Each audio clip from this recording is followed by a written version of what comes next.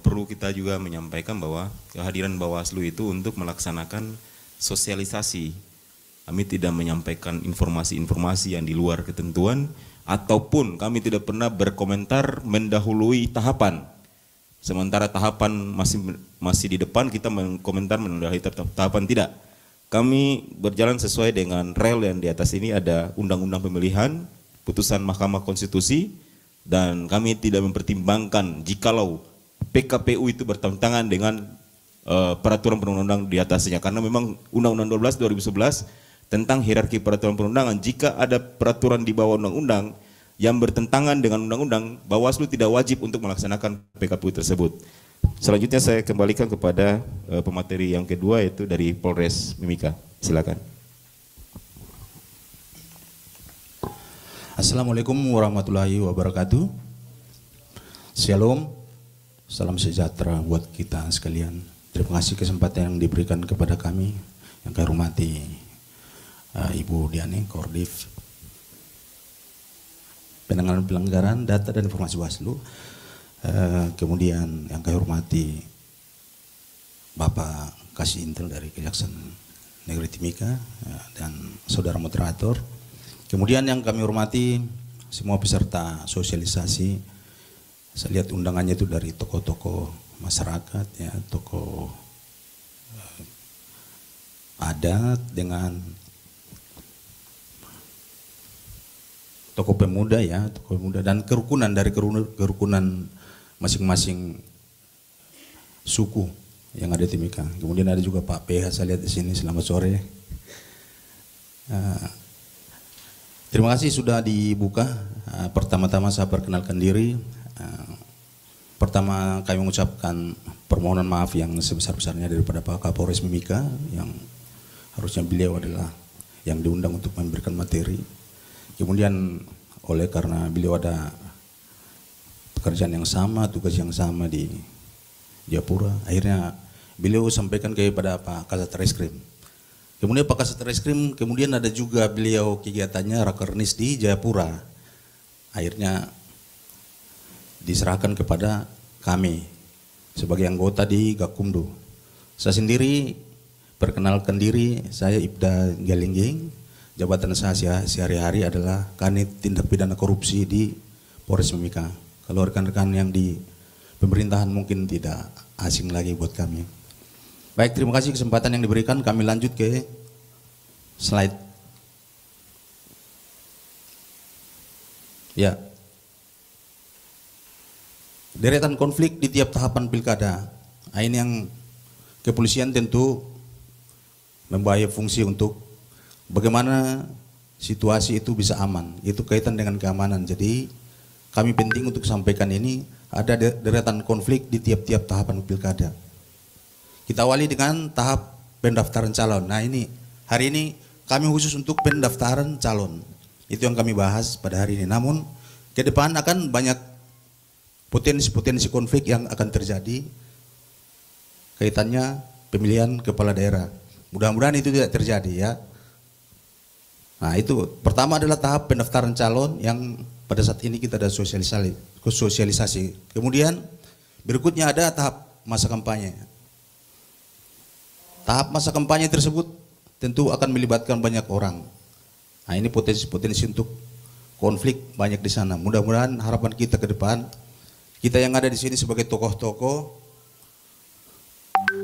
kita punya tanggung jawab juga untuk menyampaikan kepada keluarga dengan masyarakat yang ada di bawah, masing-masing ketua paguyuban juga, bagaimana kegiatan yang kita akan lakukan dalam pemilihan kepala daerah nanti bisa berjalan dengan baik. Nah, kemudian ada juga deretan konflik di tahap distribusi logistik. Ya, kemudian ada juga tahap masa tenang, tahapan pemungutan suara, dan tahapan penghitungan suara. Lanjut.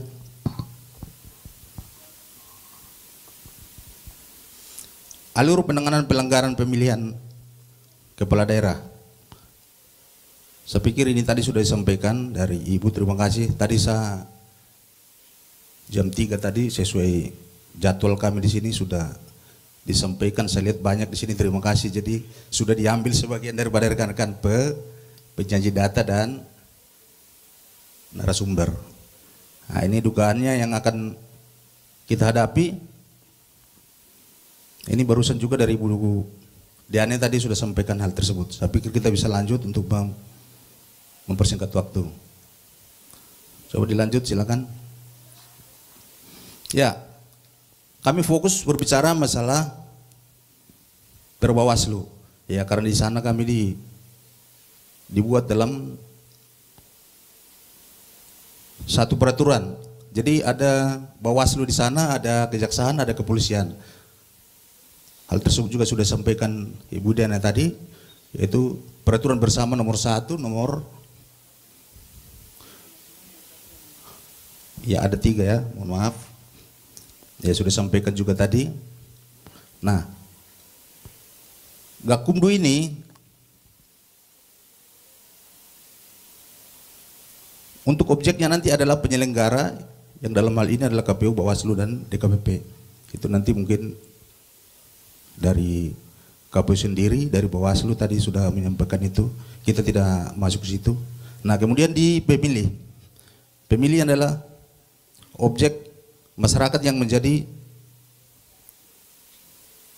target daripada misalnya ada pelanggaran nanti yang akan dilaporkan di Gakumdu. Kami sendiri kepolisian adalah bagian yang kedua. Nanti Bawaslu dulu semuanya melakukan pengkajian kaitan pelanggaran yang patut diduga. Setelah itu nanti baru terakhir ke Kejaksaan. Silakan dilanjut. Nah, kami bicara penyelidikan sehubungan dengan tugas kepolisian. Di Perbawaslu itu dikatakan penyelidikan itu, mohon maaf, di KUHP juga sama ini kelihatannya. Di kepolisian itu ada namanya penyelidik. Nah, kegiatan penyelidikan adalah serangkaian tindakan penyelidik untuk mencari dan menemukan suatu peristiwa yang diduga sebagai tindak pidana, guna menentukan dapat atau tidaknya dilakukan penyidikan menurut cara yang diatur oleh undang-undang. Baik, kita lanjut. Proses penerimaan laporan, mohon maaf kembali dulu. Ya, itu diatur dalam pasal 16 ayat 2. Saya bacakan. Penyidik tindak pidana pemilihan dan jaksa yang tergabung dalam sentra Gakumdu harus mendampingi Bawaslu provinsi atau Bawaslu kabupaten kota, ulangi kabupaten, dalam laporan temuan. Nah, kalau sebelumnya itu tidak wajib, hanya dikatakan itu dapat dilakukan. Tapi kalau sekarang itu wajib ya. Nah, kemudian dalam pasal 18 juga ayat 4, penyidik tindak pidana pemilihan dan jaksa yang tergabung dalam sentra Gakumdu wajib melakukan pendampingan dalam meminta keterangan.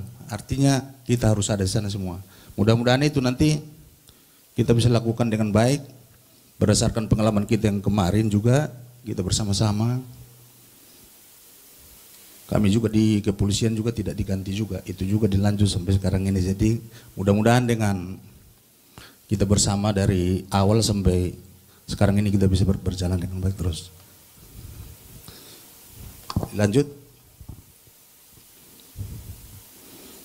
Tahap pencalonan. Nah, ini hanya di dalam tahap pencalonan itu hanya satu pasal. Tadi Pak Koordif Hukum tadi juga sudah membacakan hal tersebut. Makanya saya bilang terima kasih. Banyak sekali kami punya sudah diambil. Hanya satu saja. Nah, itu ada dalam pasal 180. Ya, saya bacakan. Setiap orang yang dengan sengaja melakukan perbuatan melawan hukum, menghilangkan hak seseorang menjadi calon gubernur atau wakil gubernur, calon bupati, ataupun wakil bupati dan calon wali kota atau wali kota, dipidana dengan pidana penjara paling singkat 36 bulan. Saya pikir tadi sudah dibacakan untuk menyingkat waktu. Kita lanjut aja. Tadi Pak Koordif Hukum Penyelesaian Sengketa sudah bacakan hal tersebut.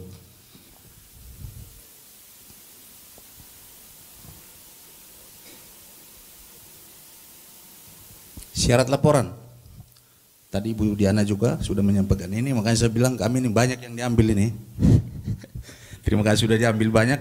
Nah, syarat laporan tadi ada syarat formil dan material. Sudah juga dibacakan, ya, tapi saya coba kembali mungkin melengkapi. Ya, pihak yang berhak melaporkannya ini ada dua ini, syarat material dan formil. Sama juga, ya, sudah dibacakan tadi. Nah, ini yang paling penting adalah apabila nanti ada penerusan dari Bawaslu, ini yang menjadi pekerjaan kami. Ya, inilah yang akan kami lengkapi apabila sudah ada penerusan dan ada surat perintah dari Ketua Bawaslu, kepolisian dengan segera akan membuat untuk surat pengantar ada 16 item ini. Ini juga dipenuhi oleh dari Bawaslu nanti sebelum ke kami. Jadi ini nanti yang kita lihat dan akan dibuat LP-nya setelah ini semua ada. Ya. Saya bacakan, yang pertama ada surat pengantar, yang kedua surat tugas untuk melaksanakan penyelidikan yang dikeluarkan oleh pengawas pemilu. Yang tiga daftar isi, 4 formulir temuan atau laporan dugaan tindak pidana pemilu. Yang kelima hasil kajian. Nah, ini hasil kajian tadi ini yang sudah harus didampingi oleh kejaksaan dan penyidik. Nomor 6 laporan hasil penyelidikan. Ini adalah hasil penyelidikan yang dilakukan oleh kepolisian. Jadi kalau di Bawaslu itu kajian, ya, kajian awal. Jadi itu berbarengan. Kalau dari kepolisian nanti keluarlah hasil laporan hasil penyelidikan. Nah, inilah nanti akan dibawa untuk mengkaji, kemudian apakah itu mau dilakukan penerusan atau tidak. Kalau memang pidana dilakukan penerusan, kalau tidak di SP3-kan, ya, dan dibuat berita acaranya. Dan hal tersebut harus dibuat dalam berita acara dan disampaikan kendala-kendalanya atau apa yang membuat bahwa itu bukan merupakan tindak pidana. Demikian. Kemudian kita lanjut surat undangan klarifikasi, berita acara klarifikasi, berita acara sumpah, berita acara pembahasan 1. Ini ada 2 kali pembahasan. Saya lihat di peraturan bersama itu ada 3 kali. Yang terakhir kan untuk diputuskan apakah itu dilanjutkan atau tidak. Ya, ini ada 2, ya. Kemudian saksi dan atau ahli. Ahli ini kami perlu nanyakan juga sebenarnya tadi kalau ada Pak Prof itu apakah beliau berdua itu bisa menjadi saksi sebenarnya, tapi beliau nggak ada. Ini nanti coba kita, karena kita antisipasi apabila memang ini harus menjadi penyidikan, tentu kalau ada ahli kita juga harus cepat. Tujuannya apa itu, makanya ada dibuat kita dalam satu sentra gakumdu. Kemudian ada daftar terlapor, daftar barang bukti, administrasi penyelidikan, ya. Kemudian barang bukti tersebut, barang bukti itu kan ada sebagian baru diberikan kertas, baru tidak jelas, sudah dibilang kami sudah berikan barang bukti. Nah, sebenarnya yang diperlukan itu ada alat bukti sebenarnya. Mungkin Pak BH lebih tahu mengenai alat bukti, ya. Alat bukti sebenarnya harus diikuti dengan misalnya para saksi, keterangan pelapor, nah, kalau bisa korban. Karena kalau bukti saja tidak cukup, ya mungkin kertas, ya mungkin sedikit keluar, misalnya kalau seperti golok saja ditemukan di dalam satu TKP, itu golok itu tidak bercerita. Jadi harus ada yang menyampaikan bahwa golok inilah yang dipakai untuk melakukan tindak pidana. Jadi nggak bisa hanya kertas tok saja atau seperti tadi yang saya bilang. Harus ada saksi juga yang melihat di situ. Itu yang disiapkan oleh pelapor. Nah, disitulah nanti pada saat pembahasan dikatakan bahwa 3 pilar inilah nanti yang saling membantu untuk di situ untuk melengkapi berkas yang akan kami kirim kepada pihak kejaksaan. Lanjut.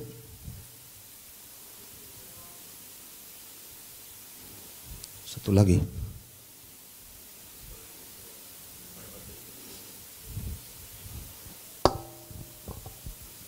Ya.